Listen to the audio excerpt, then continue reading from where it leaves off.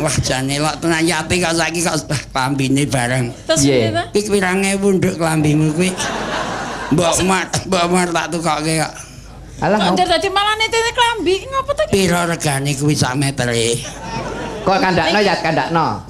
Niki ngoten murah. Piro? Sak meter ming 35. 35.000. Nggih. Duh bocah karo klambine larang klambine nek kuwi.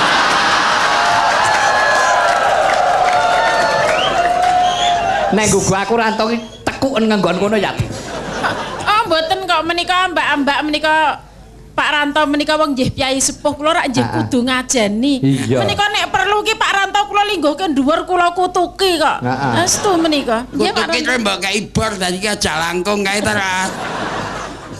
Rupamu. Ki sampean kok dirungrupak-ngrupake?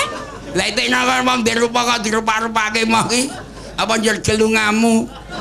Wis saya serik lho. Rusane. Kanggo aku nyandak gelungan kowe serik lho. Pripun?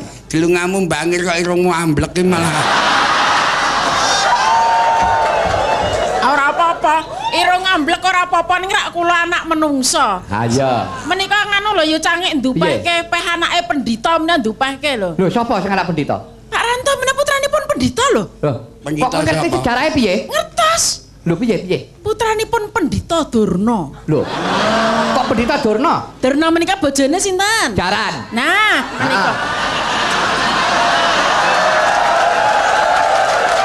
Wo mula bener jenenge Ranto. Nah. Jaran to ngono. Nah, mulane niku. Tak ewangi ya, tak ewangi. Nah,